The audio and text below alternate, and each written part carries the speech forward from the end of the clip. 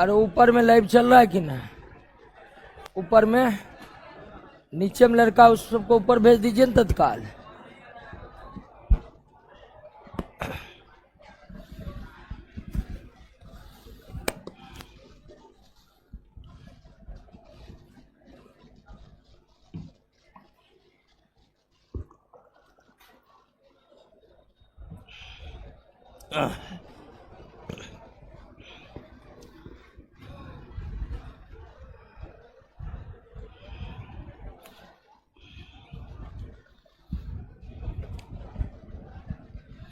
बैठ जाइए, बैठ जाइए।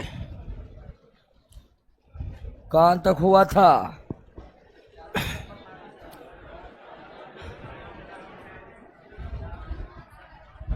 लाइव हो गया? Comment section.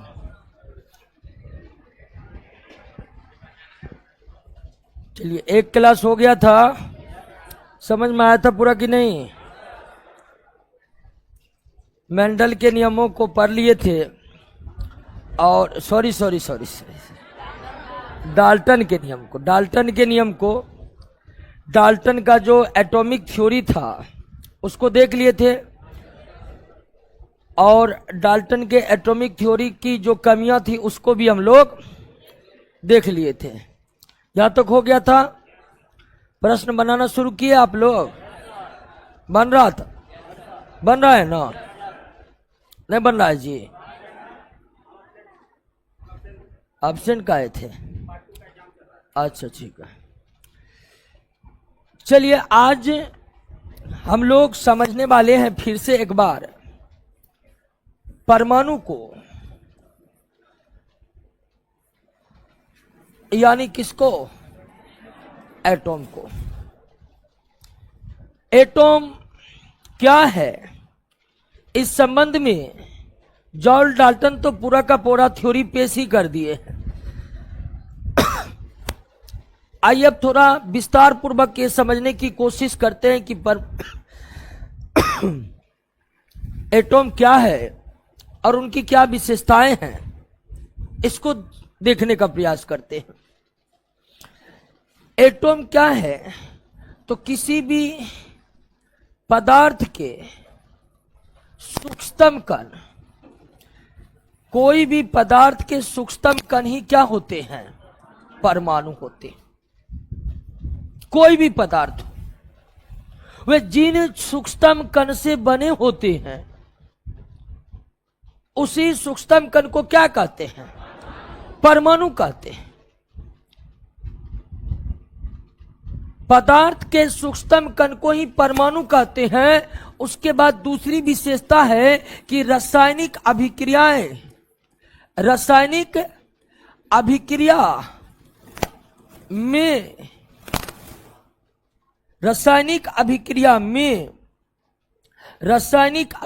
में परमाणु ही भाग लेते हैं। कौन भाग लेते हैं? परमाणु ही भाग लेते हैं। परमाणु ही भाग लेते हैं। रासायनिक अभिक्रिया में परमाणु ही भाग लेते हैं। उदाहरण के लिए दोस्तों, कि हाइड्रोजन ऑक्सीजन से अभिक्रिया करके जल का निर्माण करता है। हाइड्रोजन ऑक्सीजन से अभिक्रिया करके किसका निर्माण करता है? जल का निर्माण करते। किसका निर्माण करते हैं? जल का निर्माण करते हैं। जल का निर्माण करते हैं। तो हाइड्रोजन ऑक्सीजन से रिएक्शन क्या? तो इस रिएक्शन में हाइड्रोजन के तरफ से हाइड्रोजन का परमाणु भाग लिया, और ऑक्सीजन के तरफ से ऑक्सीजन का परमाणु भाग लिया। तो कोई भी रासायनिक अभिक्रियाओं जो होती है दो या दो से अधिक पदार्थों के बीच, कोई भी केमिकल रिएक्शन जो होता है दो या दो से अधिक पदार्थों के बीच, उस केमिकल रिएक्शन में पदार्थ के तरफ से कौन भाग लेते हैं? परमाणु भाग लेते हैं। पदार्थ की तरफ से कौन भाग लेते हैं? तो हम कह सकते हैं कि परमाणु पदार्थ का वो सूक्ष्मतम कण है जो रासायनिक अभिक्रियाओं में भाग लेते हैं। पदार्थ का वह सूक्ष्मतम कण जो रासायनिक अभिक्रियाओं में भाग लेते हैं उसे ही क्या कहते हैं? परमाणु कहते हैं। और भी कई सूक्ष्मतम कण है, जैसे अणु को भी हम सूक्ष्मतम कण के रूप में परिभाषित करते हैं। आयन, आगे हम पढ़ेंगे आयन, उसे भी सूक्ष्मतम कण के रूप में परिभाषित कर सकते हैं। तो कहीं और सूक्ष्मतम कण है, जैसे अणु और आयन हो गया, लेकिन परमाणु भी सूक्ष्मतम कण है, और ये मूलभूत सूक्ष्मतम कण है, और ये ऐसे सूक्ष्मतम कण है जो किसमें भाग लेता है। क्लियर हो गया। तो पदार्थ के ऐसे सूक्ष्मतम कण जो रासायनिक अभिक्रियाओं में भाग लेते हैं उसे हम क्या कहते हैं, परमाणु कहते हैं। पदार्थ के ऐसे सूक्ष्मतम कण जो रासायनिक अभिक्रिया में भाग लेते हैं उसे क्या कहते हैं, परमाणु कहते हैं। अगली विशेषता की देखिए कि सभी पदार्थ के परमाणु, सभी पदार्थ के जो परमाणु होते हैं, सभी पदार्थ के परमाणु की जो आकृति होती है, आकृति जो होती है वह क्या होती है, गोल होती है। क्या होती है, गोलीय होती है। कोई भी पदार्थ हो उसका जो परमाणु होता है, सभी पदार्थ के परमाणु की आकृति क्या होती है, गोल होती है। यह अलग है कि किसी का बड़ा है किसी का छोटा है, लेकिन सब पदार्थ के परमाणु की आकृति क्या होता है, परमाणु सूक्ष्मतम कण है जिसकी आकृति क्या होती है, गोलीय होती है। सभी पदार्थ का, अब लोहा के परमाणु को देखिएगा वो भी गोल होगा, सोडियम के परमाणु को देखिएगा वो भी गोल होगा, ऑक्सीजन के परमाणु को देखिएगा वो भी गोल होगा। सारे पदार्थ के परमाणु की आकृति अलग अलग नहीं बल्कि एक ही तरह की होती है। कैसी होती है, गोलीय होती है। अगर इलेक्ट्रॉन माइक्रोस्कोप से आप किसी भी पदार्थ के परमाणु को देखिएगा वो आपको कैसा नजर आएगा, गोल नजर आएगा मेरा दोस्तों। क्लियर हो गया। तीन विशेषताएं समझे कि ना। अब इस आधार पर परमाणु में कोई कंफ्यूजन नहीं होगा। किसी भी पदार्थ के गोलीय सूक्ष्मतम कण जो रासायनिक अभिक्रिया में भाग लेते हैं उसे क्या कहते हैं, परमाणु कहते हैं। किसी भी पदार्थ के गोलीय सूक्ष्मतम कण जो रासायनिक अभिक्रियाओं में भाग लेते हैं उसे क्या कहते हैं, परमाणु कहते हैं, परमाणु कहते हैं। अब यहां पर यह ध्यान रखना है दोस्तों कि सभी पदार्थ के परमाणु तो गोल ही होते हैं, लेकिन उसकी साइज बड़ा छोटा हो सकता है। हाइड्रोजन के परमाणु बहुत छोटा होता है, और जो जो हम आगे बढ़ते जाते हैं, परमाणु संख्या आगे बढ़ते जाते हैं, तत्व के परमाणु का साइज क्या होते जाता है, बढ़ते जाता है, बढ़ते जाता है। लेकिन अगर एक औसत साइज की हम बात करें, परमाणु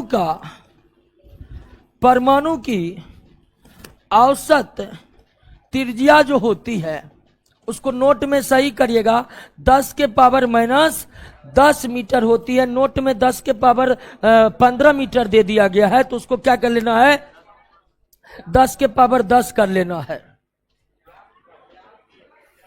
अब देखिए त्रिज्या, व्यास, कोई भी इतने छोटे कण है ना, परमाणु इतने छोटे कण है कि उसके त्रिज्या और व्यास में हम अंतर नहीं कर सकते।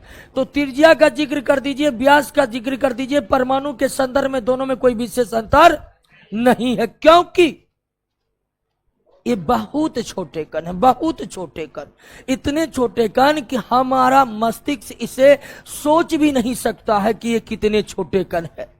आपको हम शुरुआत में एक एग्जाम्पल बता दिए, परमाणु इतने छोटे कण है कि करीब 1.5 लाख परमाणु को एक के ऊपर एक रखेंगे ना तो कागज इतनी मोटी पतली परत प्राप्त होगी। 1.5 लाख परमाणु को एक के ऊपर एक के ऊपर एक के ऊपर रखेंगे तो कागज इतनी मोटी पतली परत प्राप्त होगी परमाणुओं की। अब आप अंदाजा लगाइए कि परमाणु कितना छोटा है, परमाणु कितना छोटा है। क्लियर हुआ, बातों को समझे।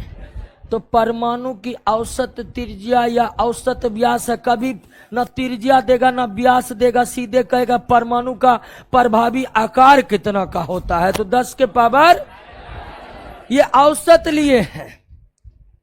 सभी पदार्थ के परमाणुओं की त्रिज्या एक समान नहीं होती है, लेकिन अगर औसत ले तो लगभग सभी पदार्थ के परमाणुओं की औसत त्रिज्या, औसत व्यास या औसत आकार जो है 10 के पावर माइनस 10 मीटर होता है, 10 के पावर माइनस 10 मीटर होता है, 10 के पावर माइनस 10 मीटर होता है। अब जानिए कि परमाणु अत्यंत क्रियाशील होते हैं, अत्यंत क्रियाशील होते हैं। क्रियाशील होने का मतलब रिएक्टिव होते हैं। परमाणु अत्यंत क्रियाशील होते हैं, अतः यह मुक्त अवस्था में नहीं पाए जाते, मुक्त अवस्था में नहीं पाए जाते हैं। यानी एक अकेला परमाणु अपना अस्तित्व बनाए रखने में सक्षम नहीं है, क्योंकि वह बहुत ज्यादा क्या होता है, रिएक्टिव होता है। वो किसी और से रिएक्शन जाकर कर बैठेगा, उसको अकेला मुक्त अवस्था में फ्री स्टेट में रहने की क्षमता नहीं है, क्योंकि वो अत्यधिक क्या है। तो परमाणु अत्यंत क्रियाशील होता है, अतः यह मुक्त अवस्था में नहीं पाया जाता, अतः यह मुक्त अवस्था में। लेकिन कुछ अपवाद हैं, जैसे इनर्ट गैस का नाम सुने हैं।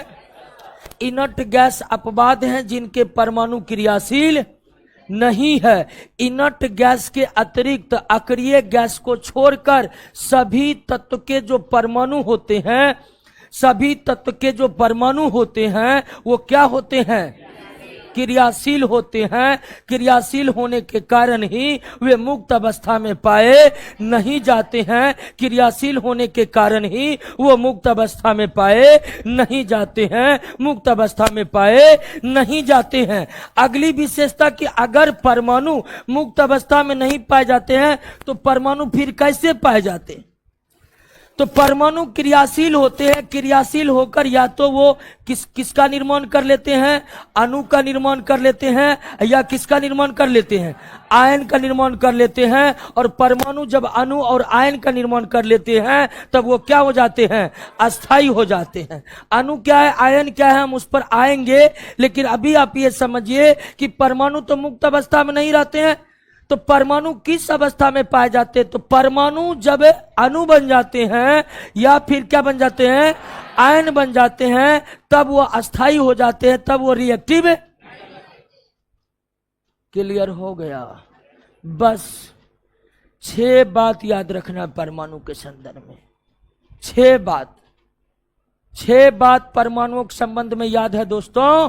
आपको किसी एग्जाम में परमाणु से रिलेटेड क्वेश्चन में दिक्कत हो ही नहीं सकती। वैसे आप प्रश्नों को बना रहे हैं कि नहीं बना रहे? हर दिन जाइए घर पर और क्वेश्चन पर जाइए कि कितना क्वेश्चन आप बना पाए आज की क्लास से। आइए एक बार फिर से देख लेते हैं।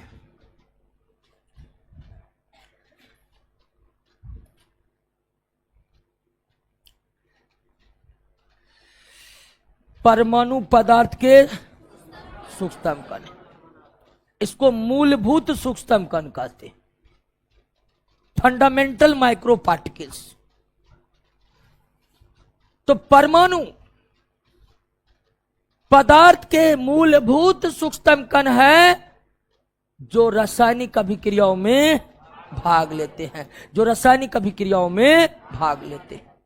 सभी पदार्थ के परमाणु की आकृति क्या होती है, गोल होती है। गोल का अतिरिक्त परमाणु की और कोई आकृति नहीं है। सभी पदार्थ के परमाणु की आकृति क्या होती है, गोलीय होती है, जिसकी औसत त्रिज्या या व्यास या आकार 10 के पावर माइनस 10 सेंटीमीटर होते हैं।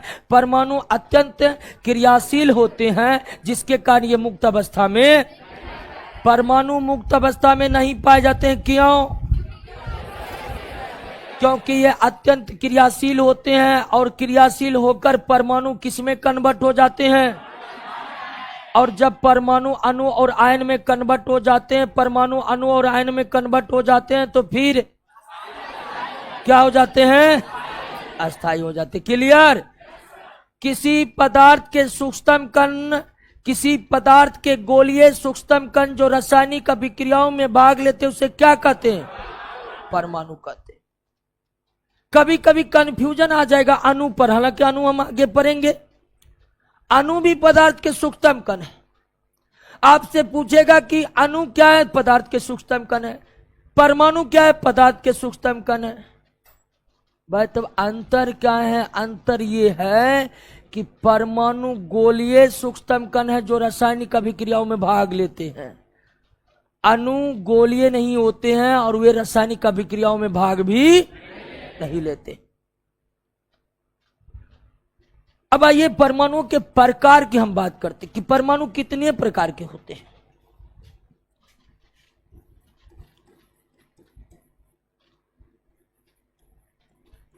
आकृति तो सभी पदार्थ के परमाणु का एक ही होता, क्या? गोल। परमाणु की प्रकार का तो हम जिक्र कर लेते हैं। परमाणु के प्रकार को हम थोड़ा जिक्र कर लेते हैं। अब ध्यान दीजिए कि हम परमाणु के संदर्भ में बोले कि परमाणु पदार्थ के मूलभूत सूक्ष्मतम कण है।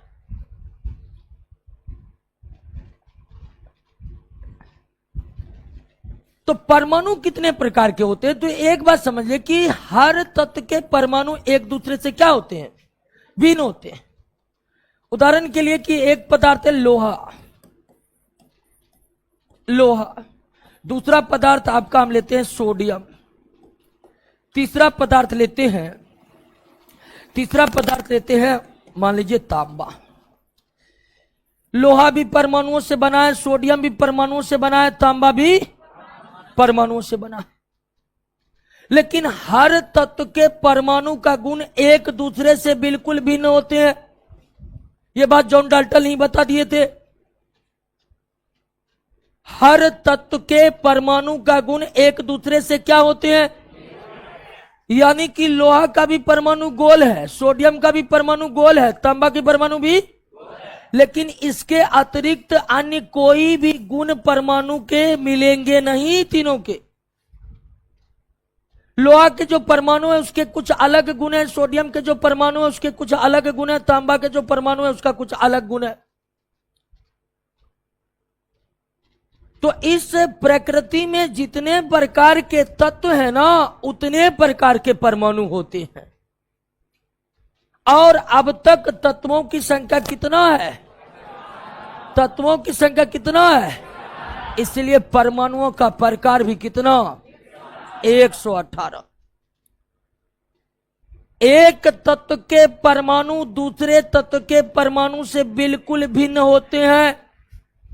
एक तत्व के परमाणु दूसरे तत्व के परमाणु से आकृति के अलावे किसी और चीज में समानताएं नहीं रखती है।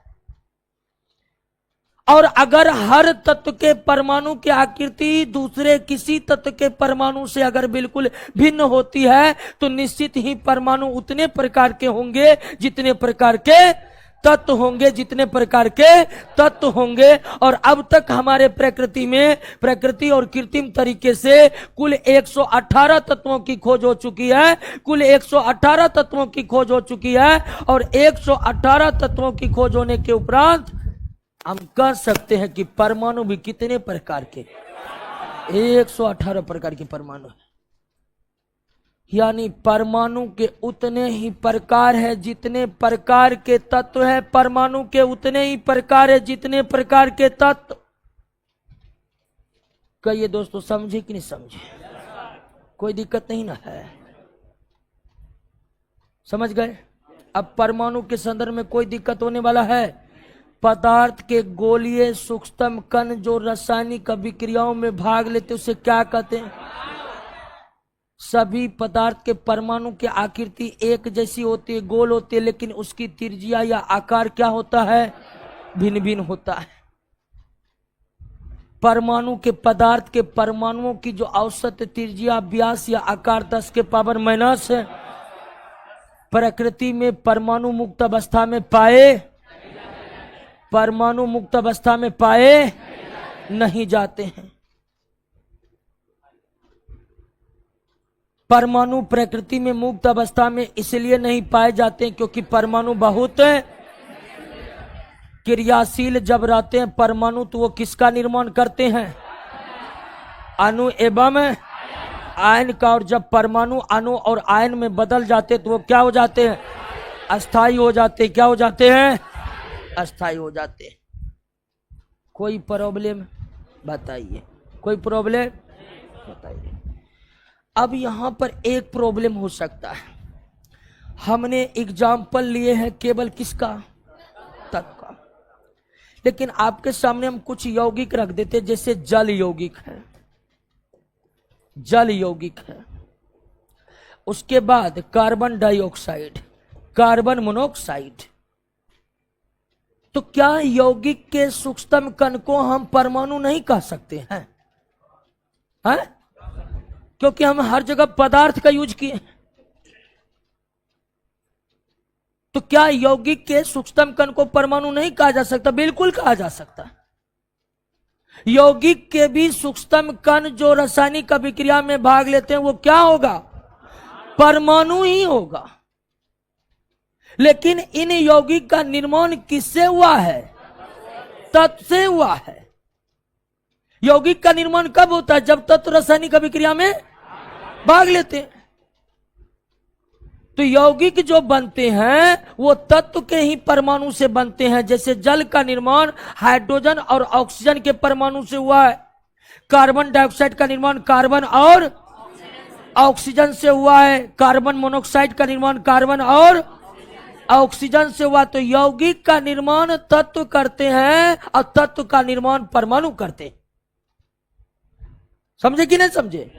यौगिक का निर्माण तत्व के द्वारा होता है और तत्वों का निर्माण परमाणुओं के द्वारा होता है। इसलिए कभी कभी बोल दिए जाते हैं कि तत्व के सूक्ष्मतम कण को ही क्या कहते हैं?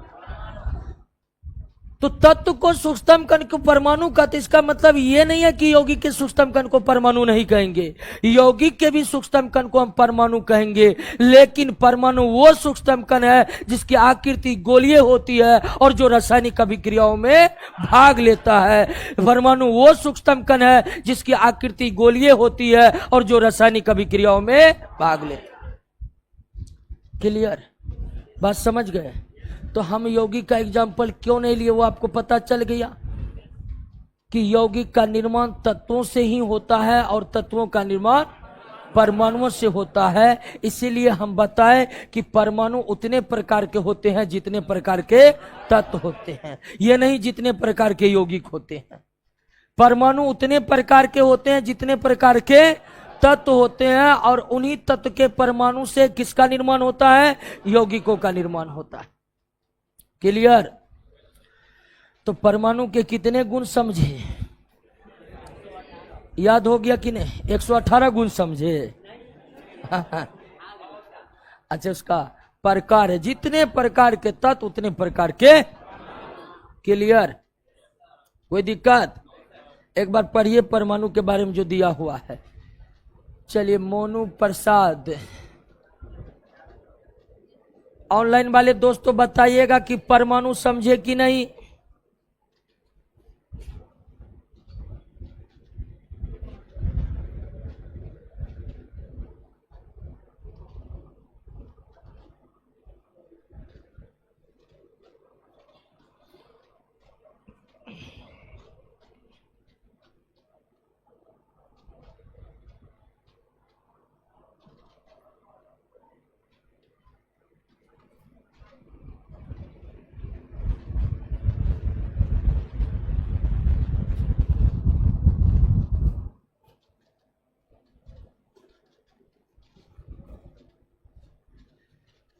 चलिए, सब लगभग समझ चुका है। ऋषभ कुमार, रोशन कुमार, अनामिका सिंह,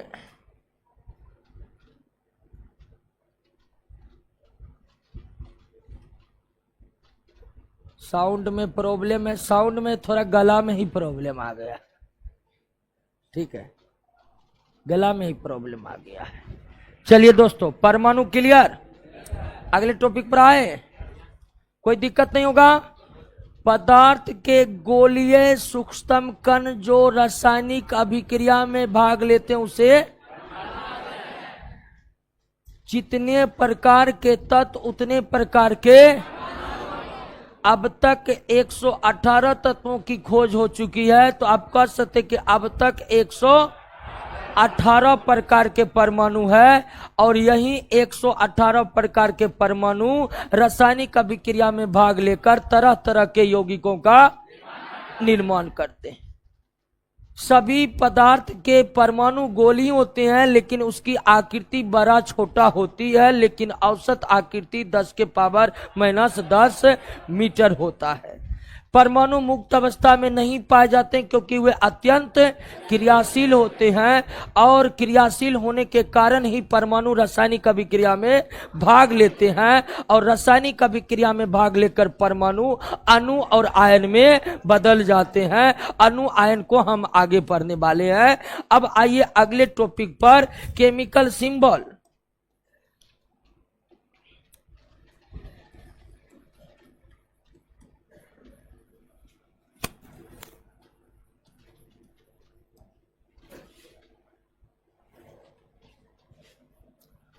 रासायनिक संकेत।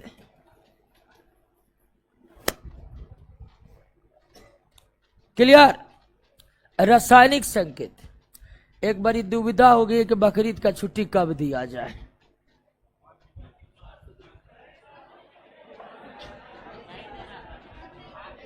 अब कहीं से रिपोर्ट आ रहा है 27, कोई सारा 28, कोई करा 29। एक्चुअल अब देखते हैं सरकार की जिस दिन छुट्टी होगी उसी दिन कर दिया जाएगा। केमिकल सिंबल, रासायनिक संकेत। रासायनिक संकेत, रासायनिक संकेत क्या है? तो केमिस्ट्री में रासायनिक संकेत के माध्यम से किसको प्रदर्शित किया जाता है? एलिमेंट को, यानी किसको? तत्व। केमिस्ट्री में तत्वों को प्रदर्शित करने के लिए जिन संकेतों का इस्तेमाल किया जाता है उसी को हम क्या कहते हैं? यानी रासायनिक संकेतों का संबंध केवल और केवल तत्व से है, यौगिक मिश्रण से नहीं है। संकेतों के माध्यम से हम तत्व को प्रदर्शित करते हैं, तत्व को प्रदर्शित करते हैं। जैसे कि लोहा को हम क्या लिखते हैं? Fe लिखते हैं। तो ये Fe क्या है? रासायनिक संकेत है। रासायनिक संकेत। तो केमिस्ट्री में अब तक 118 तत्वों की खोज हो चुकी है। केमिस्ट्री में अब तक 118 तत्वों की खोज हो चुकी है और इन तत्वों को प्रदर्शित करने के लिए, सूक्ष्म तरीके से प्रदर्शित करने के लिए संकेतों का इस्तेमाल किया जाता है और उसे ही हम क्या कहते हैं? रासायनिक संकेत कहते हैं। क्या कहते हैं? रासायनिक संकेत कहते हैं। अब दोस्तों, किसी भी तत्व का, आप तो जानते हैं कि रासायनिक संकेत से केवल किसको प्रदर्शित किया जाता है? तत्व को, यानी क्या? एलिमेंट को। एलिमेंट को। अब किसी भी तत्व का जो रासायनिक संकेत है, किसी भी तत्व का जो रासायनिक संकेत है वह 3 बातों का प्रतिनिधित्व करता है। किसी भी तत्व का जो रासायनिक संकेत है वो कितने बातों का प्रतिनिधित्व करता है? 3 बातों का प्रतिनिधित्व करता है। किसी भी तत्व को केमिस्ट्री में किसके द्वारा व्यक्त किया जाता है? क्या रासायनिक संकेत का संबंध यौगिक और मिश्रणों से भी है? नहीं है। रासायनिक संकेतों का संबंध केवल और केवल, और एक तत्व का रासायनिक संकेत कितने बातों का प्रतिनिधित्व करता है? एक तत्व का रासायनिक संकेत 3 बातों का प्रतिनिधित्व करता है। 3 बातों का प्रतिनिधित्व करता है। और वे कौन कौन से बातें समझिए। एक तत्व का रासायनिक संकेत केवल एक ही तत्व का प्रतिनिधित्व करता है। केवल एक तत्व का प्रतिनिधित्व करता है। एक तत्व का। कोई एक रासायनिक संकेत केवल कितने तत्व का प्रतिनिधित्व करेगा? एक। उदाहरण के लिए लोहा का रासायनिक संकेत अभी तुरंत हम बताए क्या? तो Fe केवल और केवल लोहा का ही प्रतिनिधित्व करेगा। यह नहीं कि तांबा का नहीं याद है तो Fe लिख देते, हो गया।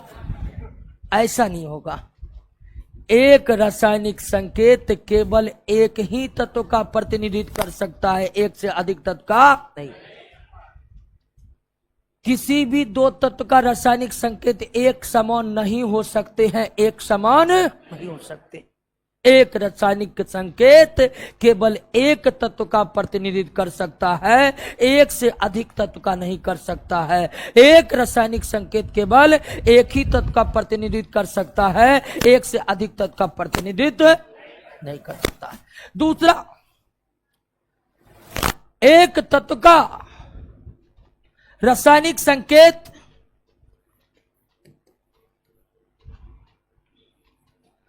एक तत्व का रासायनिक संकेत एक तत्व का रासायनिक संकेत तत्व के एक परमाणु का प्रतिनिधित्व करता है, तत्व के एक परमाणु का प्रतिनिधित्व करता है, परमाणु का प्रतिनिधित्व करता है, एक परमाणु का प्रतिनिधित्व करता है, एक परमाणु का प्रतिनिधित्व करता है। लोहा का संकेत क्या है? तो ये लोहा का एक परमाणु को आप दर्शा रहे हैं। तो रासायनिक संकेत जो होता है वह कितने परमाणुओं का प्रतिनिधित्व करता है? एक। जैसे यहां पर लिख दिए लोहा के दो परमाणुओं को प्रदर्शित करना, तो हमें क्या लिखना पड़ेगा? 2Fe लिखना पड़ेगा। क्या लिखना पड़ेगा? 3 परमाणु को प्रदर्शित करने के लिए 3Fe, 4 परमाणु प्रदर्शित करने के लिए। तो रासायनिक संकेत जो होता है वो एक रासायनिक संकेत केवल एक ही तत्व का प्रतिनिधित्व कर सकता है। एक रासायनिक संकेत तत्व के एक परमाणु का प्रतिनिधित्व करता है, तत्व के एक परमाणु का प्रतिनिधित्व करता है, एक परमाणु का प्रतिनिधित्व करता है। क्लियर है मेरे दोस्त? पीछे हम सब ठीक ठाक है कि नहीं? खिड़की खोल देते हैं, ऐसी काम करेगा जी। चलिए अब जैसे मन होता है वैसे पढ़िए, क्या खोलना है खोल लीजिए। लेकिन अभी बता रहा था कि क्या हुआ, फायदा तो ये है गर्मी नहीं लग रहा है, क्या सबसे बड़ी फायदा ये ना है। तो एक रासायनिक संकेत कुल कितने परमाणुओं का प्रतिनिधित्व करेगा? अब आइए तीसरा। अब ध्यान दीजिए कि अगर रासायनिक संकेत, किसी तत्व का रासायनिक संकेत अगर एक ही परमाणु का प्रतिनिधित्व करता है तो निश्चित तौर पर रासायनिक संकेत उस तत्व के एक परमाणु के द्रव्यमान का प्रदर्शित करता है। रासायनिक संकेत तत्व के कितने परमाणु का प्रतिनिधित्व करता है? एक।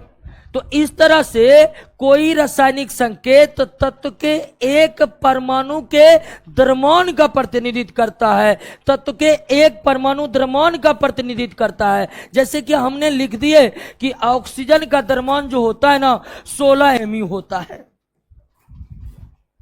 ऑक्सीजन का द्रव्यमान 16 mu होता है। तो मतलब ऑक्सीजन के कितने परमाणु का?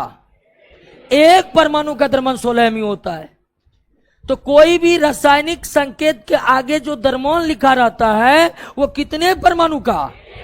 एक परमाणु का द्रव्यमान लिखा रहता है। रासायनिक संकेत एक परमाणु का प्रतिनिधित्व करता है, रासायनिक संकेत एक परमाणु के द्रव्यमान का भी प्रतिनिधित्व करता है। रासायनिक संकेत एक परमाणु का प्रतिनिधित्व करता है और रासायनिक संकेत एक परमाणु के द्रव्यमान का ही प्रतिनिधित्व करता है। आपसे पूछेगा कि ऑक्सीजन का द्रव्यमान कितना, आपने बता दिया क्या? तो आपने यहां पर कितने परमाणु का द्रव्यमान बताए? एक ही बताए हैं। रासायनिक संकेत केवल एक परमाणु द्रव्यमान का प्रतिनिधित्व करता है, एक परमाणु द्रव्यमान का प्रतिनिधित्व करता है। अब कहिएगा कि O2 कर दिए हैं 32, ये कैसे हो गया जी? ये रासायनिक संकेत है ऑक्सीजन का, ये ऑक्सीजन का रासायनिक संकेत नहीं है। ये ऑक्सीजन का अणुसूत्र है। क्या है? अणुसूत्र है। ये संकेत नहीं है, ये क्या है? अणुसूत्र है। ये है संकेत। अणुसूत्र का जिक्र हम आगे करेंगे, यानी कि नहीं बताएंगे। क्लियर हो गया कि नहीं हो गया? बात को समझ गए कि नहीं? केमिस्ट्री में रासायनिक संकेत किसको प्रदर्शित करने के लिए इस्तेमाल किए जाते हैं? केमिस्ट्री में सवाल को समझे नहीं। केमिस्ट्री में रासायनिक तत्व किसको प्रदर्शित करने के लिए होता है? तत्व यौगिक या मिश्रण? तत्व के लिए। किसके लिए? रसायन शास्त्र में किसी भी संकेत का इस्तेमाल किसको प्रदर्शित करने के लिए? संकेत को प्रदर्शित करने के लिए होता है। एक तत्व का रासायनिक संकेत कितने बातों का प्रतिनिधित्व करता है? 3 बातों का। सबसे पहले वह एक तत्व का प्रतिनिधित्व करेगा, एक तत्व के एक परमाणु का प्रतिनिधित्व करेगा, एक तत्व के एक परमाणु के द्रव्यमान का प्रतिनिधित्व करेगा। क्लियर? अब है कि रासायनिक संकेत लिखा कैसे जाता है। रासायनिक संकेत को लिखा कैसे जा सकता है? लिखा कैसे जा सकता है? एक मैसेज आ रहा है मंटोष कुमार कुशवाहा का, कह रहे कि सर प्रतीक राज को बोल दीजिए आज होटल में खाकर आएगा, हम खाना नहीं बनाएंगे। ठीक है, ठीक है मंटोष कुमार बोल दिया, प्रतीक राज आज होटल से खा के जाएगा, टेंशन नहीं लीजिए।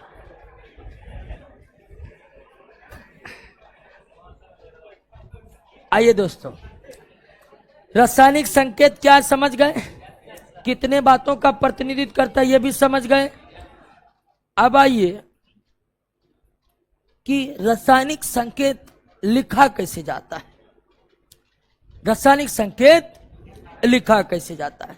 तो रासायनिक संकेत के इतिहासों को जब हम पलटेंगे, रासायनिक संकेत के इतिहासों को जब हम पलटते हैं तो रासायनिक संकेत देने की शुरुआत सबसे पहले किसने की थी? जॉन डाल्टन ने किया था। तत्व के रासायनिक संकेत देने की शुरुआत सर्वप्रथम किसके द्वारा किया गया? किसके द्वारा? जॉन डाल्टन के द्वारा किया गया। किसके द्वारा किया गया? जॉन डाल्टन के द्वारा किया गया। क्लियर हो गया? लेकिन जॉन डाल्टन उस समय रासायनिक संकेत दे रहे थे जब 118 तत्वों की खोज नहीं हुई थी। बहुत कम तत्व ही प्रकृति में ज्ञात हुए थे। तो जॉन डाल्टन ने जो रासायनिक संकेत देने की शुरुआत की, जॉन डाल्टन ने जो रासायनिक संकेत देने की शुरुआत की, वह रासायनिक संकेत चित्रात्मक था। क्या था? चित्रात्मक था। यानी हर तत्व के संकेत को एक खास चित्र के माध्यम से प्रदर्शित किया गया था। जैसे हाइड्रोजन के लिए डाल्टन ने जो संकेत दिए थे वो इस प्रकार, उसी तरह कार्बन के लिए जो संकेत दिए थे वो इस प्रकार था। इस तरह से कार्बन को दर्शाए थे उन्होंने, इस तरह कार्बन को दर्शाए थे। ठीक उसी तरह सल्फर को दर्शाने के लिए ठीक है इस तरह के सिंबल का इस्तेमाल किया गया था। तो रासायनिक संकेत देने की शुरुआत सर्वप्रथम किसके द्वारा की गई? जॉन डाल्टन के द्वारा की गई। तत्व को रासायनिक संकेत देने की शुरुआत किसके द्वारा किया गया? लेकिन जॉन डाल्टन के द्वारा जो रासायनिक संकेत दिए गए वह कैसा था? जिसमें तत्व के संकेत को एक खास चित्र के माध्यम से प्रदर्शित किया गया था, जिसमें कुछ चित्र आपके नोट में भी है। देख रहे हैं कि नहीं देख रहे हैं? तो यह था जॉन डाल्टन के संकेत। और जॉन डाल्टन के संकेत लंबे समय तक वजूद में रहा, यानी कि मान्यता मिली इसको। लेकिन धीरे धीरे जैसे जैसे तत्वों का खोज होने लगा और तत्वों की संख्या बढ़ने लगी, तो डाल्टन के जो संकेत थे इनमें व्यवधान उत्पन्न होने लगा, क्योंकि बहुत अधिक तत्व के संकेत को चित्रात्मक रूप से याद रखना लगता है आपको संभव है? नहीं संभव। तो सबसे पहले जो जॉन डाल्टन ने संकेत देने की शुरुआत की वे लंबे समय तक चलता रहा, और उस समय तत्वों की संख्या कम थी, इसीलिए संकेतों को चित्र के माध्यम से याद रखना भी बहुत कठिन कार्य नहीं था। लेकिन जैसे जैसे तत्वों की संख्या बढ़ती गई, जैसे जैसे तत्वों की संख्या बढ़ते गई, जॉन डाल्टन के जो चित्रात्मक संकेत था वह जॉन डाल्टन का जो चित्रात्मक संकेत था वो कम पड़ने लगा। और सबसे बड़ी बात, उसको याद रखना बहुत कठिन होता गया, कठिन होता गया। उसके बाद रासायनिक संकेत लिखने का सुझाव किसके द्वारा दिया गया? बर्जीलियस के द्वारा दिया गया। किसके द्वारा? बर्जीलियस। जब जॉन डाल्टन के चित्रात्मक रासायनिक संकेत कम पड़ने लगे और नित्य नए नए तत्वों की खोज होने जाने लगी, तब रासायनिक संकेत को एक नए सिरे से लिखने का प्रावधान किसके द्वारा किया गया? बर्जीलियस के द्वारा किया गया। बर्जीलियस के द्वारा किया गया। बर्जीलियस का कहना था कि किसी भी तत्व के अंग्रेजी नाम, किसी भी तत्व के अंग्रेजी नाम, जैसे ऑक्सीजन के अंग्रेजी नाम का पहला अक्षर क्या है? ओ, ये रख दिया जाए। नाइट्रोजन का पहला अक्षर क्या है? एन है, तो नाइट्रोजन का संकेत क्या हो गया? एन हो गया। तो जॉन डाल्टन के बाद रासायनिक संकेत को नए तरीके से लिखने का सुझाव किसने दिया? और रासायनिक संकेत लिखने के संदर्भ में बर्जीलियस का सुझाव ये था, रासायनिक संकेत के लिखने के संदर्भ में बर्जीलियस का सुझाव ये था कि तत्व के अंग्रेजी नाम का प्रथम अक्षर को ही रासायनिक संकेत बना दिया जाए। और इसकी बात को मान्यता भी मिल गई और बर्जीलियस के सुझाव के बाद ही आधुनिक रासायनिक संकेत लिखने का शुरुआत हुआ। तो रासायनिक संकेत सर्वप्रथम किसने दिया? John Dalton. लेकिन आज जो रासायनिक संकेत प्रचलन में है उसे हम आधुनिक रासायनिक संकेत कहते हैं। आधुनिक रासायनिक संकेत का विचार किसने दिया? बर्जीलियस ने दिया। और वर्तमान समय में जो केमिस्ट्री की सबसे बड़ी संस्था है, जिसका नाम है international union for pure and applied chemistry, international union for pure and applied chemistry, वर्तमान समय में ये केमिस्ट्री की सबसे बड़ी संस्था है। और तमाम रूल और रेगुलेशन जो केमिस्ट्री में यूज होते हैं उसको मान्यता कौन प्रदान करता है? आईयूपीएक संस्था करता है। वर्तमान समय में किसी तत्व का रासायनिक संकेत क्या होगा यह तय करने का अधिकार किसको है? और इस संस्था को विश्व के प्रत्येक देश मान्यता प्रदान किए हुए हैं और इसका अनुसरण करते हैं। तो रासायनिक संकेत लिखने की सर्वप्रथम शुरुआत जॉन डाल्टन ने किया। आधुनिक रासायनिक संकेत के विचार को उत्पन्न बर्जीलियस ने किया। वर्तमान समय में रासायनिक संकेत तय करने का अधिकार आईयूपीएक संस्था को है। और वर्तमान समय में आईयूपीएक संस्था जो रासायनिक संकेत तय किए गए हैं वो 3 आधार पर किए हैं। कितने आधार पर? 3 आधार पर किए हैं। वर्तमान समय में तत्वों के जो रासायनिक संकेत आईयूपीएक संस्था ने तय किए हैं वो कितने आधार पर तय किए हैं? 3 आधार पर तय किए हैं। कितने आधार पर तय किए हैं? 3 आधार पर तय किए हैं। 3 आधार पर तय किए हैं। पहला है कि तत्व के अंग्रेजी नाम का पहला अक्षर, जैसे ऑक्सीजन के लिए ओ, ऑक्सीजन के लिए ओ, कार्बन के लिए सी। तो कुछ तत्व ऐसे हैं जिनका रासायनिक संकेत उसके अंग्रेजी नाम का प्रथम अक्षर है। कुछ तत्व ऐसे हैं जिनका रासायनिक संकेत उसके अंग्रेजी नाम का प्रथम अक्षर है। दूसरा तरीका है रासायनिक संकेत का कि कुछ तत्व ऐसे हैं जिनके अंग्रेजी नाम का प्रथम अक्षर एक ही है। जैसे कि सल्फर की बात कीजिए, ठीक है, सल्फर के अंग्रेजी नाम का पहला अक्षर एस है। उसी तरह सिलिकॉन की बात कीजिए तो सिलिकॉन के भी अंग्रेजी नाम का प्रथम अक्षर एस है।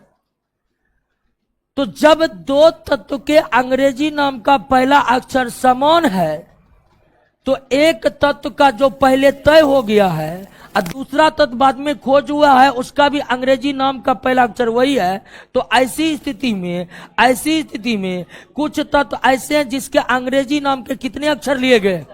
2 अक्षर लिए गए हैं, क्योंकि एक अक्षर पहले से ही तय हो चुके हैं किसी और तत्व के लिए। तो जब 2 तत्व के अंग्रेजी नाम का प्रथम अक्षर एक ही हो तो जिसका तय हो गया पहले से वो तो तय है, लेकिन बाद में तत्व मिला और उसके अंग्रेजी नाम का प्रथम अक्षर वही है, तो ऐसे तत्व का रासायनिक संकेत लिखने के लिए एक और अक्षर जोड़ दिया जाता है। जैसे सल्फर के लिए एस तय हो गया था, फिर सिलिकॉन का पता चला तो सिलिकॉन का रासायनिक संकेत क्या तय हुआ। ठीक उसी तरह बोरोन का क्या होता है? बी। लेकिन एक और तत्व बेरियम की खोज हुआ तो इसका रासायनिक संकेत क्या हो गया? बी हो गया, क्योंकि बेरियम का भी अंग्रेजी नाम का प्रथम अक्षर बोरोन के तरह बी ही है। अब बी तय हो गया है बोरोन का, तो बेरियम का क्या तय होगा? तो इसका बी तय हो गया। तो कुछ तत्व के रासायनिक संकेत उसके अंग्रेजी नाम के प्रथम अक्षर के द्वारा तय हुआ है, कुछ तत्व का रासायनिक संकेत उसके अंग्रेजी नाम के 2 अक्षर के साथ तय हुआ है, और कुछ तत्व के रासायनिक संकेत कुछ तत्व का रासायनिक संकेत तत्व के लैटिन नाम के आधार पर तय हुआ, तत्व के लैटिन नाम के आधार पर तय हुआ। जैसे सोडियम का Na होता है क्योंकि सोडियम का लैटिन नाम नेट्रियम है, क्या है? लोहा का Fe होता है क्योंकि लोहा का लैटिन नाम फेरम है, लोहा का लैटिन नाम फेरम है। पोटेशियम का K होता है क्योंकि पोटेशियम का लैटिन नाम कैलियम है, क्या है? कैलियम है। तो वर्तमान समय में रासायनिक संकेत तय करने का अधिकार आईपेक संस्था को है, और आईपेक संस्था वर्तमान में सभी तत्वों के रासायनिक संकेत 3 आधार पर तय किए हैं। अंग्रेजी नाम का प्रथम अक्षर, अंग्रेजी नाम के प्रथम अक्षर के बाद कोई एक और अक्षर, और लैटिन नाम से रासायनिक संकेत तय हुआ। क्लियर हो गया? समझ गए? कोई दिक्कत? अब रासायनिक संकेत बहुत आपको याद ही होगा, धीरे धीरे केमिस्ट्री पढ़ते पढ़ते आपको याद हो जाएगा। कोई याद लगाने का जोर नहीं देना है, क्या? धीरे धीरे आपको ढेर सारे रासायनिक संकेत जिसका नहीं भी जानते हैं। पोटेशियम का पी नहीं के क्यों लिखते हैं? तो पोटेशियम का जो रासायनिक संकेत तय हुआ है पोटेशियम के लैटिन नाम से तय हुआ है, और पोटेशियम का लैटिन नाम कैलियम होता है। क्या होता है? तो इसी आधार पर इसका रासायनिक संकेत तय किया गया है। क्लियर मेरे दोस्त? कोई दिक्कत नहीं?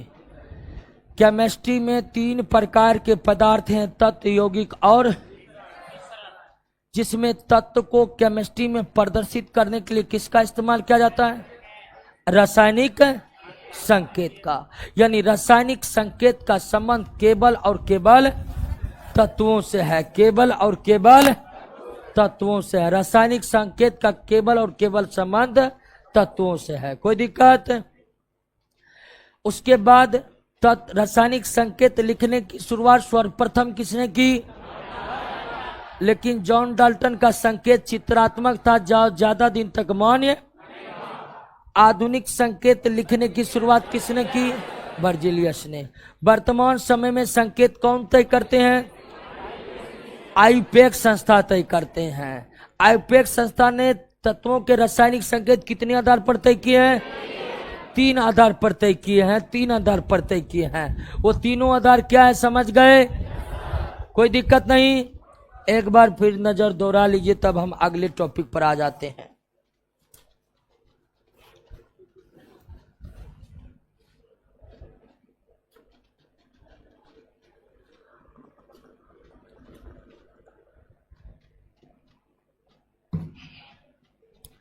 ऑनलाइन वाले दोस्तों बोलिए, रासायनिक संकेत का कॉन्सेप्ट क्लियर हुआ कि नहीं हुआ?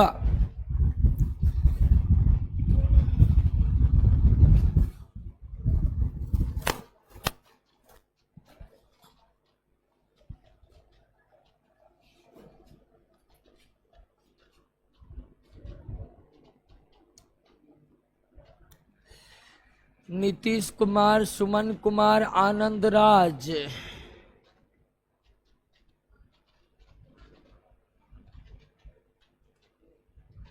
काहे जी ऊपर नीचा कर रहा है जी?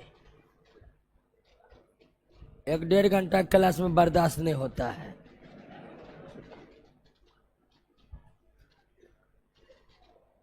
चलिए, निक्की सिंह, मनु कुमार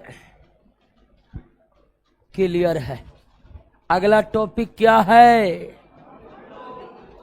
अनु।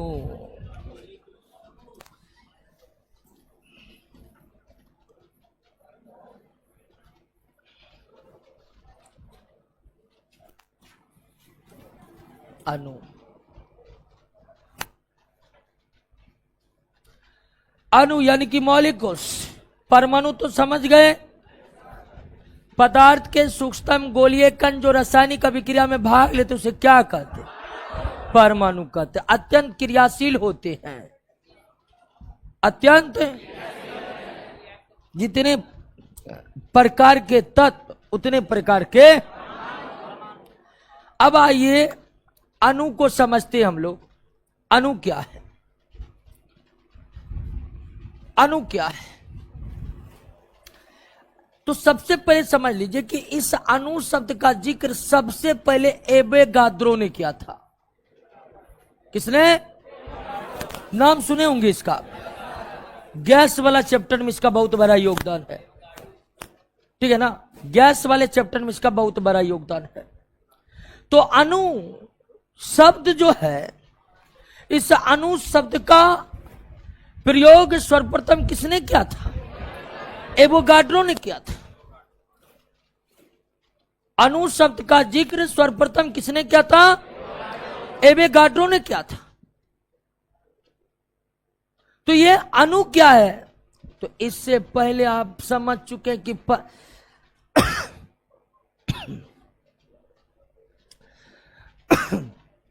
परमाणु परमाणु अत्यंत क्या होते हैं? क्रियाशील होते हैं। परमाणु अत्यंत क्रियाशील होते हैं, इसलिए वो रासायनिक अभिक्रियाओं में भाग लेते हैं। अब अणु क्या है? तो रासायनिक अभिक्रियाओं के दौरान, रासायनिक अभिक्रिया के दौरान, रासायनिक अभिक्रिया के दौरान दो से अधिक परमाणु, 2 या 2 से अधिक परमाणु मिलकर किसका निर्माण करते हैं? अणु का निर्माण करते हैं। अणु वह सूक्ष्मतम कण है जिसका निर्माण किसके द्वारा होता है? कब होता है? क्लियर हो गया? अणु पदार्थ के वो सूक्ष्मतम कण है जिसका निर्माण परमाणुओं के द्वारा रासायनिक अभिक्रियाओं के दौरान होता है। अणु पदार्थ के वो सूक्ष्मतम कण है, अणु पदार्थ के वो सूक्ष्मतम कण है जिसका निर्माण परमाणुओं के द्वारा रासायनिक अभिक्रियाओं के दौरान होता है। हमने हाइड्रोजन ऑक्सीजन को अभिक्रिया करके जल बना दिया। इस अभिक्रिया में हाइड्रोजन के तरफ से कौन भाग लिया? ऑक्सीजन के तरफ से कौन भाग लिया? परमाणु। क्योंकि रासायनिक अभिक्रिया में यही भाग लेते। हमने हाइड्रोजन ऑक्सीजन को आपस में अभिक्रिया कराया। जब भी रासायनिक अभिक्रिया होंगे, पदार्थ के तरफ से पदार्थ के परमाणु भाग लेंगे।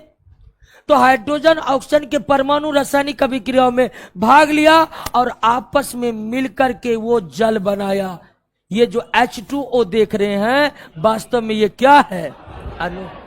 और इस अणु के निर्माण में 2 हाइड्रोजन और 1 ऑक्सीजन के परमाणु भाग लिए हैं। यानी कि ये जल का एक अणु है। और जल के एक अणु कितने परमाणुओं से बना है? जिसमें 2 किसके हैं और 1 किसके हैं? ऑक्सीजन के। क्लियर हो गया? बातों को समझे कि नहीं समझे? अणु वह सूक्ष्मतम कण है जिसका निर्माण परमाणुओं के द्वारा रासायनिक अभिक्रियाओं के फलस्वरूप होता है। क्लियर है ना?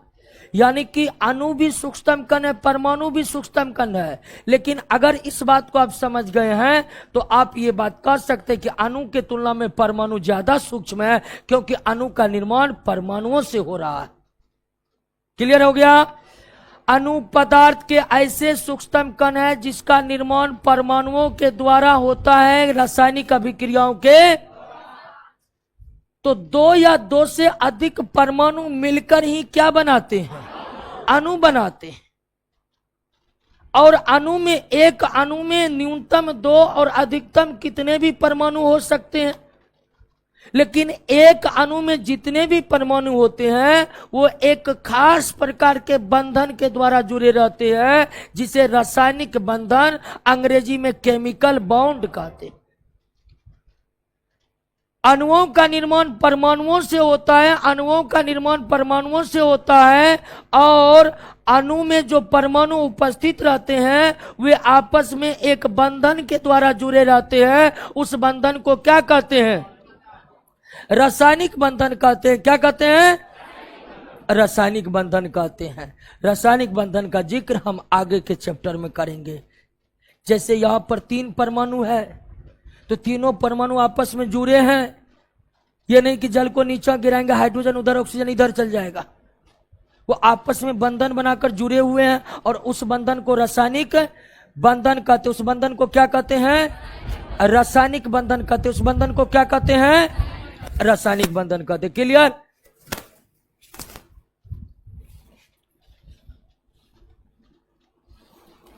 अब दोस्तों, अणु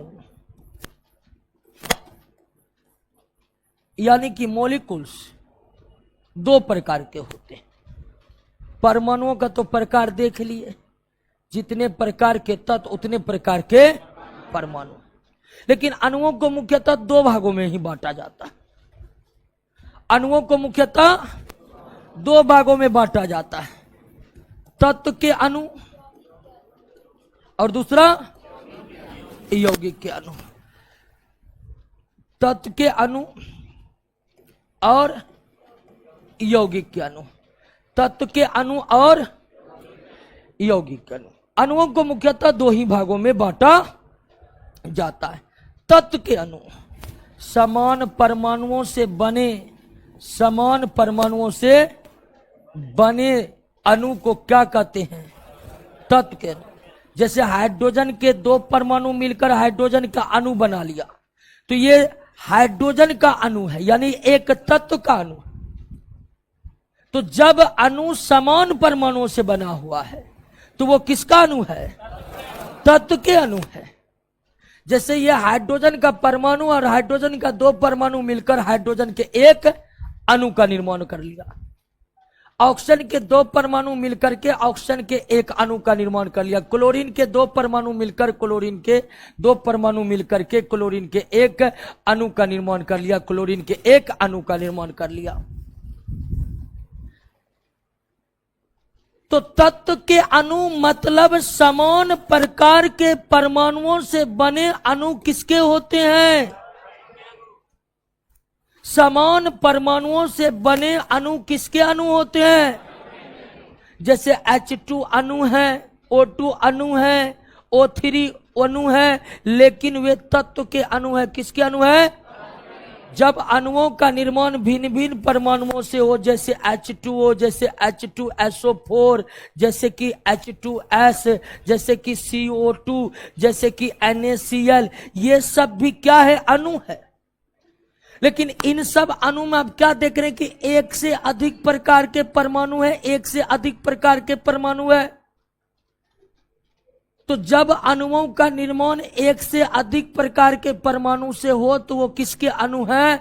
यौगिक के अणु है। जब अणुओं का निर्माण एक ही प्रकार के परमाणु से हो तो वो किसके अणु है? तत्व के अणु है। जब अणुओं का निर्माण एक से अधिक प्रकार के परमाणुओं से हो तो वह किसके अणु है? यौगिक के अणु है। जब अणुओं का निर्माण एक ही प्रकार के परमाणु से हो तो वह किसके अणु है? यानी एक ही प्रकार के परमाणु भी मिलकर क्या बना सकते हैं? अणु। और अलग अलग प्रकार के परमाणु भी क्या बना सकते हैं? अणु। तो अणुओं का निर्माण समान प्रकार के भी परमाणु से हो सकता है और अणुओं का निर्माण भिन्न भिन्न प्रकार के परमाणु से भी हो सकता है। अणुओं का निर्माण अगर समान प्रकार के परमाणुओं से हुआ है तो वे तत्व के अणु है, और अणुओं का निर्माण अगर अलग अलग प्रकार के परमाणु से हुआ तो वो यौगिक अणु है। क्लियर? समझ गए? कोई दिक्कत? अणु पदार्थ के वे सूक्ष्मतम कण है जिसका निर्माण रासायनिक अभिक्रियाओं के दौरान परमाणुओं से होता है। दो या दो से अधिक परमाणुओं से निर्मित सूक्ष्मतम कण को ही हम क्या कहते हैं? अणु कहते हैं। ये कितने प्रकार के हो सकते हैं? दो प्रकार के हो सकते हैं, तत्व के अणु और तत्व के अणु और। अब इसमें तो कोई दिक्कत है ही नहीं। समझ गए बातों को? कोई प्रॉब्लम?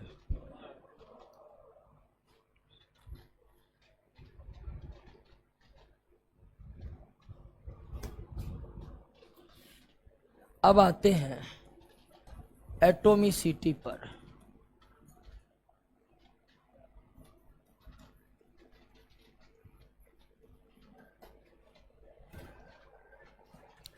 परमाणुकता पर आते हैं। परमाणुकता क्या है? एटॉमिसिटी क्या है? अणुओं का निर्माण किससे होता है? अणुओं का निर्माण परमाणु से होता है, इसमें कोई दिक्कत नहीं। अब ध्यान दीजिए, किसी भी अणु का निर्माण परमाणुओं से होता है। किसी भी अणु का निर्माण परमाणुओं से होता है, लेकिन हमको समझना है कि ये परमाणुकता क्या है, परमाणुकता क्या है, एटॉमिसिटी क्या है। एक अणु में उपस्थित परमाणु की संख्या को ही क्या कहते हैं? परमाणुकता कहते हैं। अणु परमाणु से मिलकर बना होता है। अणु परमाणु से मिलकर बना होता है, और अणु में उपस्थित परमाणु के संख्या को ही क्या कहते हैं? अणु में उपस्थित परमाणु की संख्या को ही क्या कहते हैं? परमाणुकता कहते हैं। क्या कहते हैं? परमाणुकता कहते हैं। परमाणुकता के आधार पर अणु कितने प्रकार के होते हैं? तो पहला प्रकार है मोनो एटॉमिक, एक परमाणुक। मोनो एटॉमिक यानी कि एक परमाणुक। अभी नाम ही एक परमाणुक। यानी अणु का निर्माण अगर एक ही परमाणु के द्वारा हुआ, एक ही परमाणु के द्वारा हो, तब उसे हम क्या कहते हैं? एक परमाणुक। अभी तुरंत हम पढ़े हैं अणु का परिभाषा कि दो या दो से अधिक परमाणु जब आपस में मिलती है तो किसका निर्माण होता है? यानी कि अणु बनने के लिए कम से कम कितना परमाणु चाहिए? लेकिन इसका एक अपवाद आपको मिलेगा यहां पर। कुछ अणु एक परमाणु के होते हैं, यानी कि वो एक ही परमाणु के बने होते हैं। और ऐसे अणु जिसका निर्माण केवल एक ही परमाणु के द्वारा हो, ऐसे अणु जिसका निर्माण केवल एक ही परमाणु के द्वारा हो, उसे ही हम क्या कहते हैं? अब एक परमाणु के अंतर्गत क्या क्या आते हैं? एक परमाणु के अंतर्गत क्या क्या आते हैं? तो अक्रिय गैस, अक्रिय गैस। अक्रिय गैस में helium, neon, argon, krypton, xenon और radon. Helium, neon, argon, krypton, xenon और ये सब क्या है? अक्रिय गैस की कुल संख्या 6 है। जितने भी अक्रिय गैस होते हैं वो क्या होते हैं? एक परमाणु। यानी ये जो देख रहे हैं ये हीलियम का परमाणु भी है और हीलियम का अणु भी है। अगर एक ही परमाणु से अणु बना है तो ऐसे अणु को आप एक परमाणु कहिएगा। और एक परमाणु का अणु और परमाणु में कोई अंतर रहेगा ही नहीं रहेगा। तो ये जो आप हीलियम देख रहे हैं, ये हीलियम अणु भी है और नियोन जो देख रहे हैं ये अणु भी है और ऑर्गन जो देख रहे हैं ये अणु भी है और क्रिप्टॉन जो देख रहे हैं ये अणु भी है और जेनोन ये अणु भी है और तो जितने भी अक्रिय गैस है वो क्या है? एक परमाणु। अक्रिय गैस क्या है? एक परमाणु का। अक्रिय गैस क्या है? एक परमाणु का है। उसके बाद जितने भी धातु होते हैं जैसे सोडियम, कॉपर, लोहा, सोडियम, कॉपर, लोहा, पोटेशियम, जितने भी धातु होते हैं ये भी क्या होते हैं? एक परमाणु होते हैं।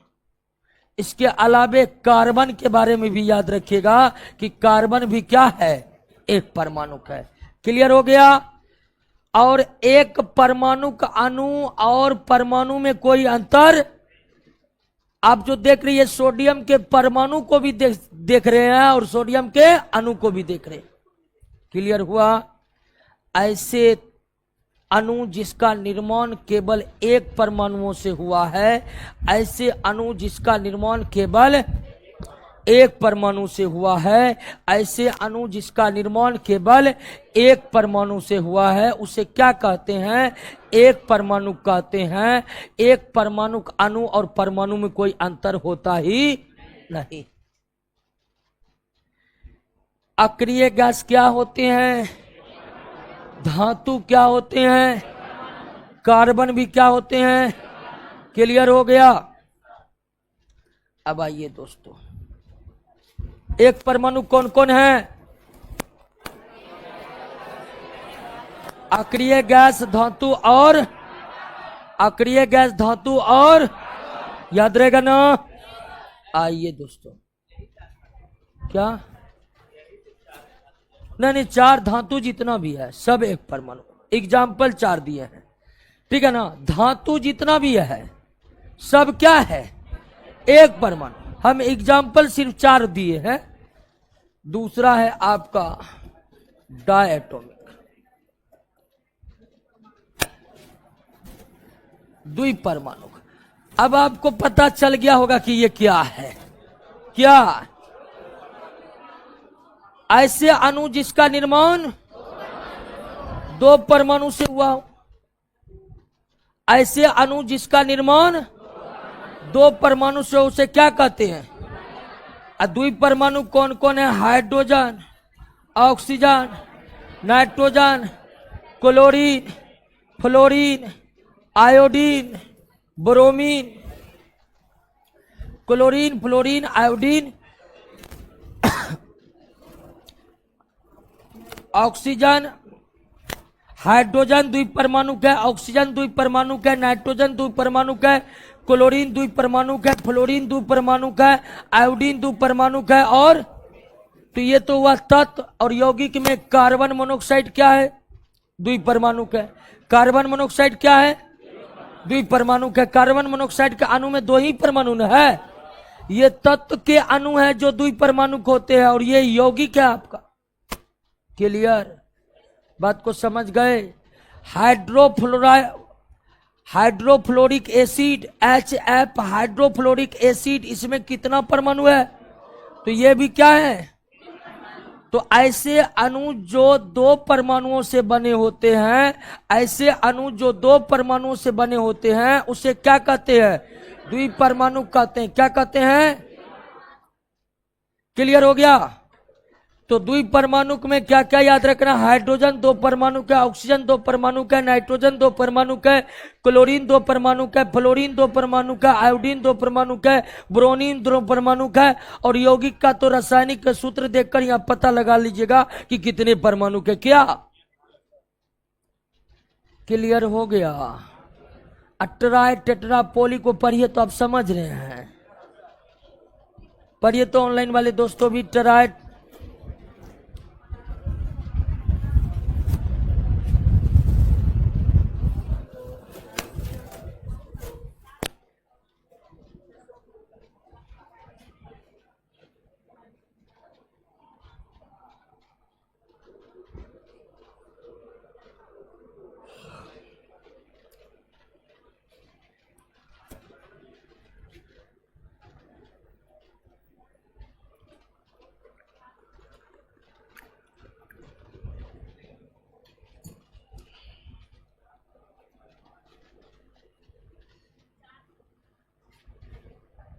चलिए,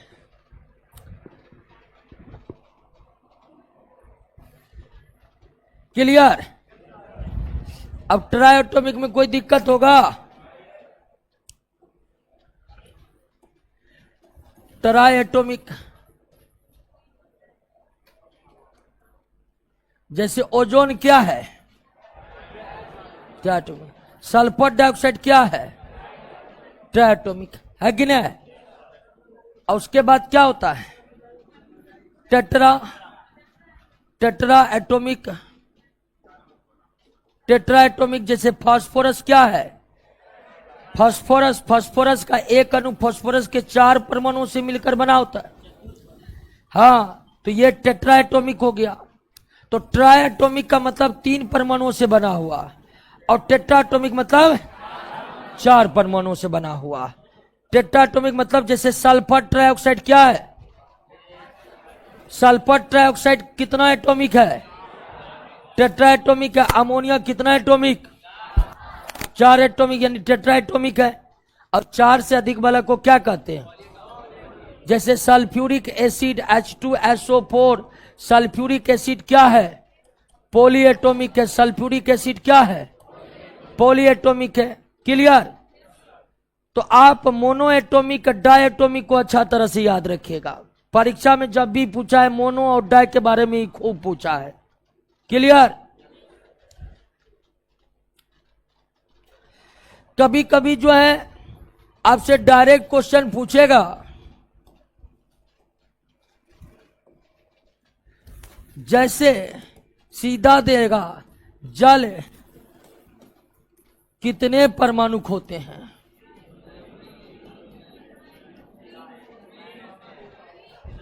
तो आप लिखिएगा जल का फार्मूला H2O। H2O लिखिएगा तो H2 है, O1 है, यानी कुल कितने परमाणु है? तो जल आपका क्या है? Try atomic. जल क्या है?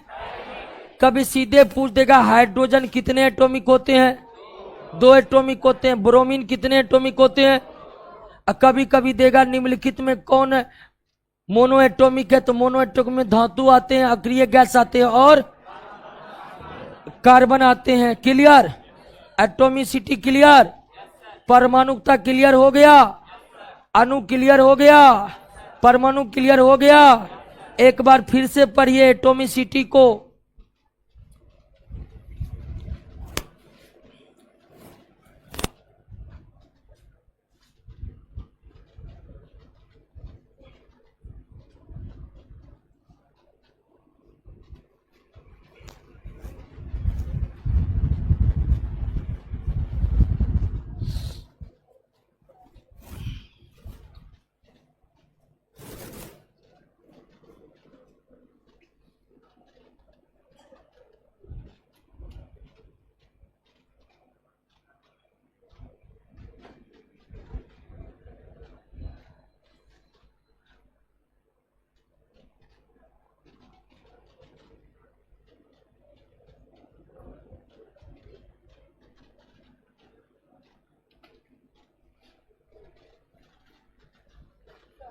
हाँ हाँ हाँ बिल्कुल। अणु 2 प्रकार के होते हैं ना, तत्व के, यौगिक और यौगिक के। तो दोनों प्रकार के अणुओं को हम एटॉमिसिटी के अंतर्गत रख सकते हैं, तत्व के भी अणु को और यौगिक के अणु को। तो परमाणुकता के रूप में ऐसा नहीं कि हम यौगिक के अणु को परमाणुकता के भीतर नहीं लाएंगे या तत्व के अणु को परमाणुकता के भीतर नहीं लाएंगे, ऐसा कुछ नहीं है दोस्तों। आगे बढ़ते हैं दोस्तों। हमने परमाणु को भी समझ लिए हैं और हम अणु को भी समझ लिए हैं। क्या? अब थोड़ा इनके बीच अंतर को समझ लेते हैं।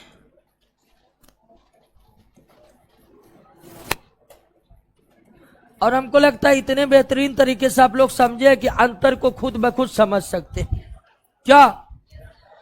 तो परमाणु अब कह रहे कि एक क्वेश्चन है कि ओनली एच आएगा तो ये कितना परमाणुक है, तो एच कितना परमाणुक है, तो परमाणुकता के रूप में हम अणु को संबोधित करते हैं। ये एच अणु है ही नहीं, ये क्या है, परमाणु, ये रासायनिक संकेत है।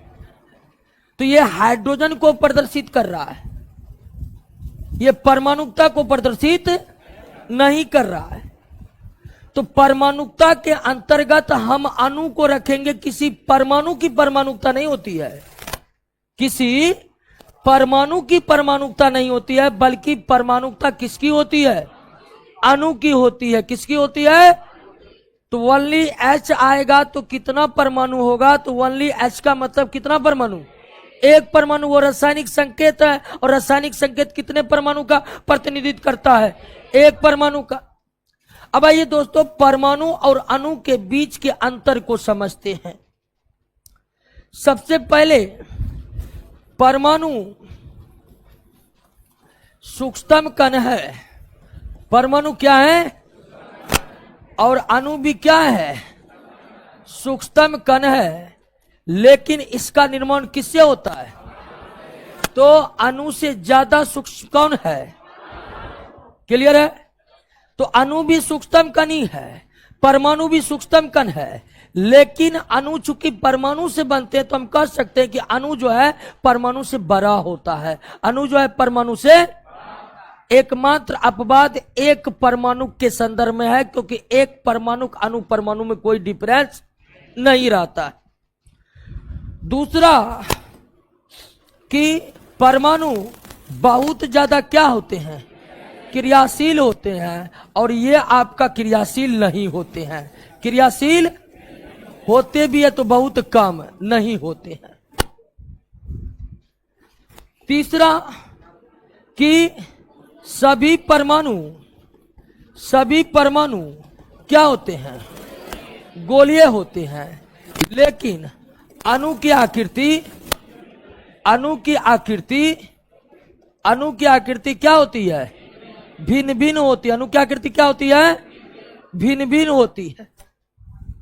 कार्बन डाइऑक्साइड, अमोनिया, ठीक है ना, उसके बाद कार्बन डाइऑक्साइड, अमोनिया, जल, तीनों को ले ले तो कार्बन डाइऑक्साइड अणु की आकृति जो है एक रैखिक होती है। कार्बन डाइऑक्साइड के अणु की आकृति एक रैखिक होती है। कार्बन डाइऑक्साइड की अणु की आकृति क्या होती है, एक रैखिक होती है। क्या होती है, एक रैखिक होती है। अमोनिया के अणु की आकृति पिरामिड के समान होती है। जल के अणु की आकृति अंग्रेजी अल्फाबेट के भी अक्षर के समान होती है। तो परमाणु सबका गोल ही होता है, लेकिन अणु की आकृति क्या होती है, भिन्न भिन्न होती है। ये अंतर है। उसके बाद अगला कि परमाणु रासायनिक अभिक्रिया में भाग लेते हैं। परमाणु रासायनिक अभिक्रिया में भाग लेते हैं, रासायनिक अभिक्रिया में भाग लेते हैं, लेकिन अणु रासायनिक अभिक्रिया में भाग नहीं लेते। अणु रासायनिक अभिक्रिया में भाग नहीं लेते। तब हमको नहीं लगता कि अणु परमाणु में आपको कोई दिक्कत रह गया होगा। क्या एक बार अंतर को पढ़िए तो आप खुद समझ रहे हैं कि नहीं। परमाणु और अणु के अंतर को आप खुद से पढ़िए तो समझ रहे हैं कि नहीं समझ रहे हैं।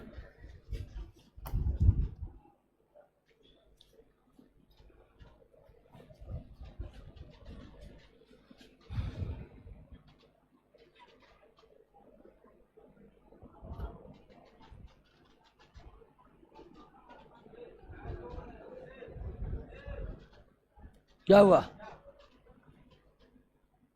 जागिए जागिए, नौकरी बड़ी कठिन है। क्या जागिए जागिए, बड़ी कष्ट है। झेलना नहीं आता है कष्ट तो दुकान खोल लीजिए।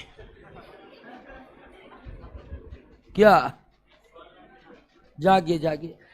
आजकल का जो है ना बच्चा सब कष्ट झेलना नहीं जानता है। ठीक है, जरा सा नहीं समझे अकबका गए, अब नहीं पढ़ेंगे, जा रहे हैं हम।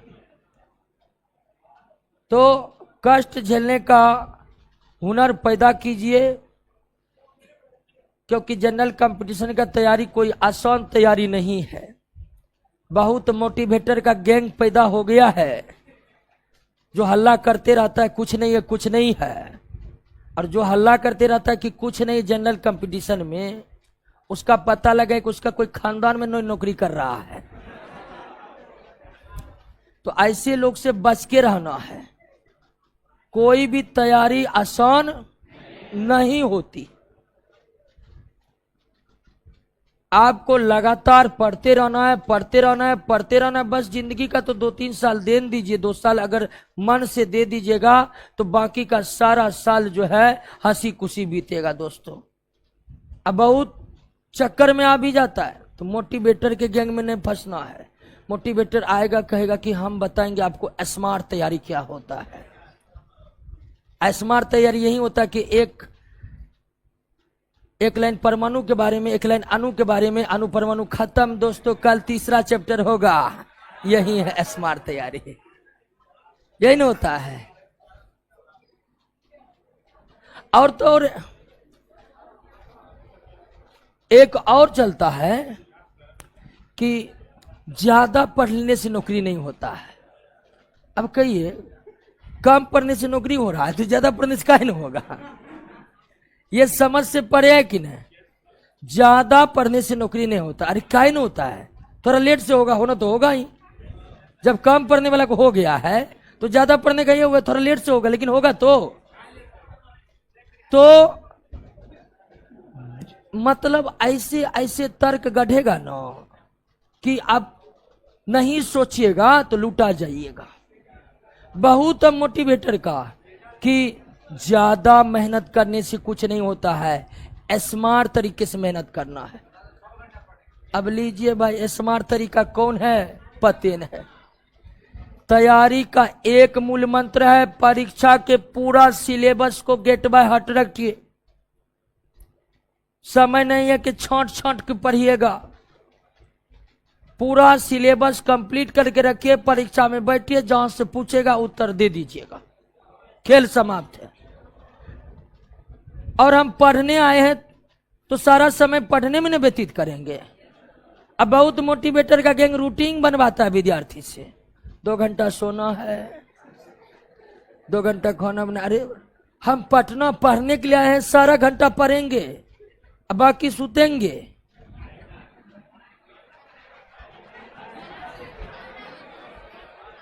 क्लियर है ना?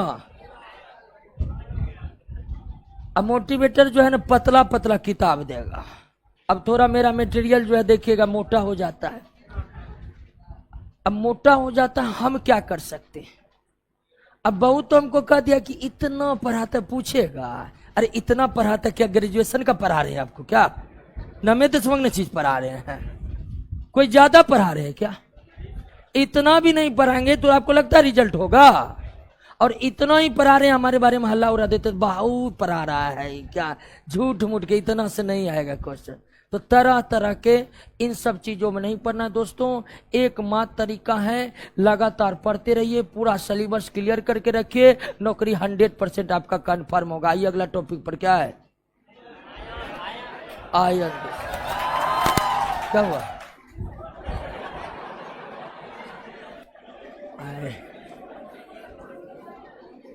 हल्ला मत करिए। आयन,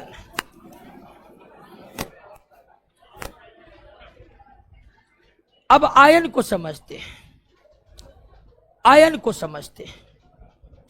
आयन को समझने के लिए, आयन को समझने के लिए थोड़ा सा ध्यान देना पड़ेगा। थोड़ा सा ये ध्यान देना पड़ेगा कि हम परमाणु के बारे में पढ़ चुके हैं। परमाणु के बारे में पढ़ चुके हैं ना? है? अब आयन को समझने के लिए आपको यह थोड़ा समझ लेना पड़ेगा कि परमाणु जो है इलेक्ट्रॉन, प्रोटॉन और न्यूट्रॉन से मिलकर बने होते, और किसी भी परमाणु में इलेक्ट्रॉन की संख्या प्रोटॉन के बराबर होता है। इलेक्ट्रॉन पर माइनस आवेश होता है, प्रोटॉन पर। तो आयन के बारे में हम समझे, उसके लिए थोड़ा सा इस पर हम इलेक्ट्रॉन प्रोटॉन का जिक्र अगले चैप्टर में करेंगे। एटॉमिक स्ट्रक्चर में लेकिन यहां पर जिक्र करना जरूरी है, नहीं तो हम आयन को समझ नहीं पाएंगे, आयन को समझ नहीं पाएंगे। तो इतना लगभग सब समझते होंगे कि परमाणु इलेक्ट्रॉन, प्रोटॉन, न्यूट्रॉन से बने होते हैं, और प्रत्येक परमाणु में जितना इलेक्ट्रॉन होता है उतना ही प्रोटॉन होता है, और इलेक्ट्रॉन पर माइनस आवेश होते हैं, प्रोटॉन पर। और अगर परमाणु में इलेक्ट्रॉन प्रोटॉन बराबर है तो ऋण आवेश धन आवेश बराबर है कि नहीं? अगर परमाणु में इलेक्ट्रॉन प्रोटॉन बराबर है तो ऋण आवेश धन आवेश क्या है? बराबर है। और यही कारण होता है कि प्रत्येक परमाणु क्या होते हैं? उदासीन होते हैं। तो परमाणु जो होते हैं दोस्तों, परमाणु जो होते हैं उसकी प्रकृति क्या होती है? उदासीन होती है। परमाणु की प्रकृति क्या होती है? क्योंकि परमाणु में इलेक्ट्रॉन प्रोटॉन के बराबर होते हैं, धनावेश ऋण आवेश के बराबर होते हैं। लेकिन परमाणु का जो इलेक्ट्रॉन है ना, वो अंदर बाहर करने का गुण रखता है। एक परमाणु से इलेक्ट्रॉन बाहर भी निकल सकता है और एक परमाणु में इलेक्ट्रॉन अंदर भी आ सकता है। तो जब कभी परमाणु में इलेक्ट्रॉन प्रवेश करते हैं, मान लीजिए कि इलेक्ट्रॉन का अगर प्रवेश हो गया किसी परमाणु में, तो ऐसी स्थिति में उस परमाणु में इलेक्ट्रॉन की संख्या प्रोटॉन से क्या हो जाएगी? अधिक हो जाएगी कि नहीं? किसी भी परमाणु को देखिएगा तो वह क्या होता है? क्योंकि परमाणु में इलेक्ट्रॉन प्रोटॉन के ऋणावेश धनावेश के, लेकिन प्रोटॉन में अंदर बाहर होने की प्रवृत्ति, लेकिन इलेक्ट्रॉन में अंदर बाहर होने की प्रवृत्ति, यानी परमाणु के बाहर परमाणु के अंदर आने की प्रवृत्ति रहती है। तो अगर एक परमाणु में इलेक्ट्रॉन का प्रवेश अगर हो जाएगा तो उस परमाणु में इलेक्ट्रॉन प्रोटॉन से क्या हो जाएगा? ज्यादा हो जाएगा। उस परमाणु में ऋण आवेश धनावेश से क्या हो जाएगा? और इस तरह से परमाणु जो है उस पर क्या उत्पन्न हो जाएगा? आवेश उत्पन्न हो जाएगा, नहीं हो जाएगा? वही कोई परमाणु इलेक्ट्रॉन का अगर उत्सर्जन कर दे, इलेक्ट्रॉन का क्या कर दे, तो ऐसी स्थिति में उसमें प्रोटॉन क्या होगा? बढ़ जाएगा, यानी ऋण आवेश की तुलना में धन आवेश ज्यादा हो जाएगा, और ऐसी स्थिति में परमाणु पर कौन आवेश उत्पन्न हो जाएगा? तो अगर किसी परमाणु में इलेक्ट्रॉन का प्रवेश होता है तो परमाणु ऋणावेशित हो जाते हैं। अगर किसी परमाणु से इलेक्ट्रॉन का उत्सर्जन होता है तो परमाणु धनावेशित हो जाते हैं। किसी परमाणु में इलेक्ट्रॉन का प्रवेश होने पर परमाणु पर ऋण आवेश उत्पन्न हो जाता है। किसी परमाणु में इलेक्ट्रॉन के उत्सर्जन होने से परमाणु पर धन आवेश उत्पन्न हो जाता है। और ऐसा क्यों हो रहा है, ये बात आप समझ रहे हैं ना? एक परमाणु में दोनों प्रकार के आवेश क्या होते हैं? बराबर होते हैं।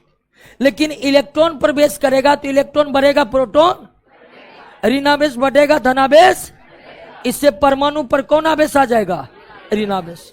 ठीक उसी तरह अगर परमाणु इलेक्ट्रॉन को बाहर निकाल दे तो प्रोटॉन बढ़ जाएगा, इलेक्ट्रॉन धनावेश बढ़ जाएगा, ऋण आवेश, और इससे परमाणु पर कौन आवेश उत्पन्न हो जाएगा? यानी परमाणु इलेक्ट्रॉन को ग्रहण कर ले तो वो ऋणावेशित हो जाती है, और परमाणु इलेक्ट्रॉन का उत्सर्जन कर दे तो धनावेशित हो जाती है। और ऐसे ही आवेशित परमाणु को क्या कहते हैं? आयन कहते हैं। ऐसे ही आवेशित परमाणु को क्या कहते हैं? आयन कहते हैं। तो आयन क्या है? तो आयन जो है दोस्तों वह आवेशित परमाणु है। क्या है? आवेशित परमाणु को ही क्या कहते हैं? आयन कहते हैं। जैसे सोडियम क्या है? परमाणु है, लेकिन सोडियम अगर एक इलेक्ट्रॉन का त्याग कर दे तो सोडियम पर एक प्लस आयन आ जाएगा, प्लस आवेश आ जाएगा। अब ये परमाणु नहीं है, क्या है? आयन है। तो आयन किसे कहते हैं? तो आवेशित परमाणु को ही आयन कहा जाता है। अगर किसी परमाणु पर आवेश की उपस्थिति है तो वही आवेशित परमाणु क्या है? और परमाणु आवेशित क्यों होते हैं? तो इसमें पूरी भूमिका किसकी होती है? इलेक्ट्रॉन की होती है। परमाणु के आवेशित करने में पूरी भूमिका किसकी होती है? इलेक्ट्रॉन की होती है। इलेक्ट्रॉन बाहर होते हैं तो धन आवेश, अंदर आएगा तो ठीक उसी तरह दोस्तों जैसे क्लोरीन है, ये एक इलेक्ट्रॉन ग्रहण करेगा, एक इलेक्ट्रॉन ग्रहण करेगा तो इस पर एक माइनस आवेश आ जाएगा। अब यह क्या हो जाएगा दोस्तों? क्लियर हुआ? आयन समझे? जब कोई परमाणु इलेक्ट्रॉन का त्याग ग्रहण करता है तो वे आवेशित हो जाते हैं, और आवेशित परमाणु को ही क्या कहते हैं? आयन कहते हैं। आवेशित परमाणु को ही क्या कहते हैं? आयन कहते हैं। क्लियर हो गया? अब आयन दो प्रकार के होते हैं, धन आयन और धन आयन को अंग्रेजी में कैटायन कहते हैं और ऋण आयन को अंग्रेजी में एनायन कहते हैं। तो आयन भी कितने प्रकार के? जो धातु होते हैं, जो धातु होते हैं वे इलेक्ट्रॉन का क्या करते हैं? त्याग। जो अधातु होते हैं वो इलेक्ट्रॉन का ग्रहण करते हैं। यानी धातु इलेक्ट्रॉन त्याग करके धन आयन बनाते हैं, अधातु इलेक्ट्रॉन ग्रहण करके। क्लियर बात समझ गए? कोई दिक्कत? और कोई भी परमाणु जो है, कोई भी परमाणु जो है वह अधिकतम 3 इलेक्ट्रॉन का ही त्याग कर सकता है, या अधिकतम 3 इलेक्ट्रॉन को ही क्या कर सकता है? ग्रहण कर सकता। अधिकतम 3 इलेक्ट्रॉन का त्याग कर सकता है या अधिकतम 3 इलेक्ट्रॉन को ग्रहण कर सकता है। क्लियर है? बात समझ गए? आयन समझे कि नहीं समझे?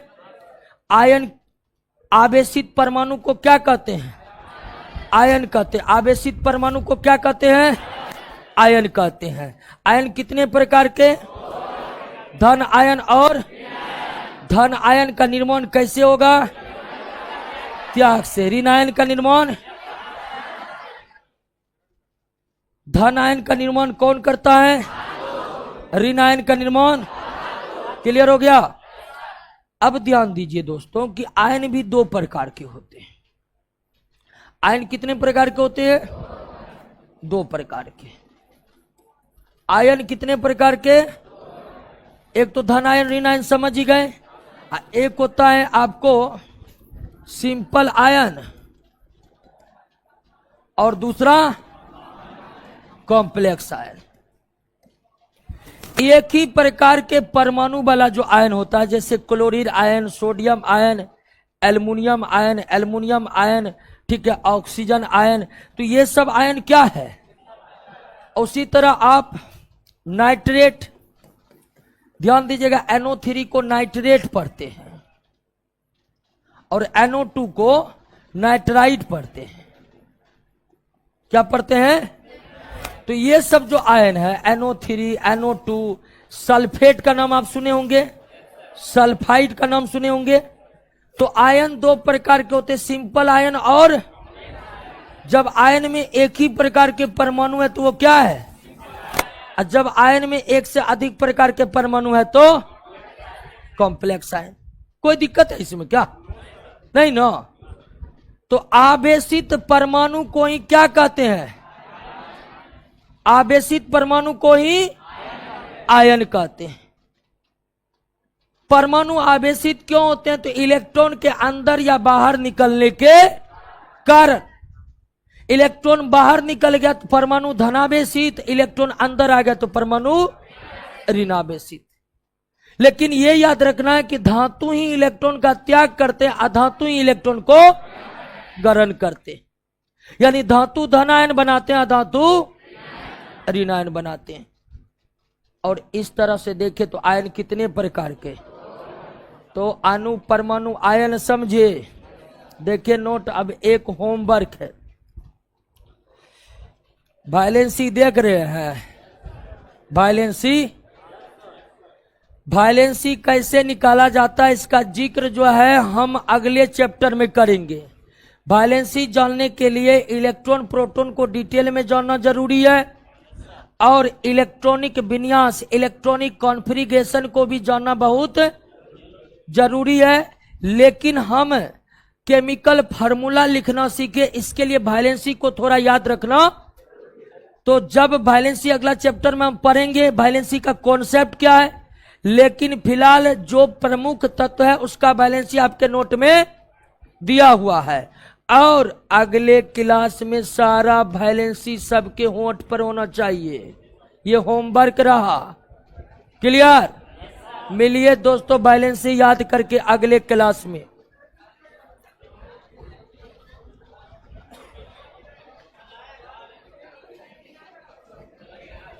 क्या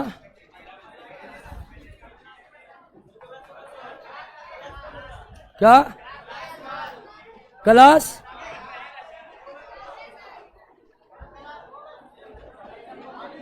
देख लेते हैं, आते वक्त टेलीग्राम देख लीजिएगा। इंटरनेशनल यूनियन, आईपेक का फुल फॉर्म ना, international union for pure and applied chemistry. Google पर टाइप करिए निकल जाएगा ना। International union for pure and applied chemistry.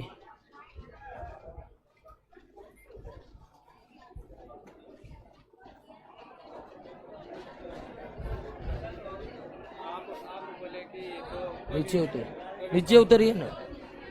हाँ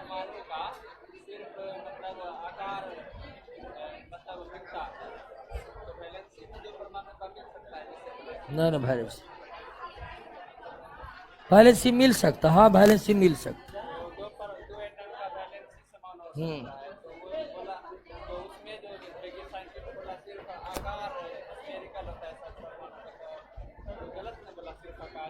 अरे गलत नहीं बोला, वहां पर नहीं बताए वैलेंसी, तो आप जान लीजिए वैलेंसी भी। हाँ नहीं, मतलब आप करे कि इतना ही होता है, इसका मतलब और कुछ नहीं होता, ऐसा थोड़े है। हाँ मान लीजिए आपसे बोल दिए कि शराब पीना अच्छी बात नहीं है, तो इसका मतलब थोड़े बुरी बात हो जाएगा। समझे कि नहीं समझे?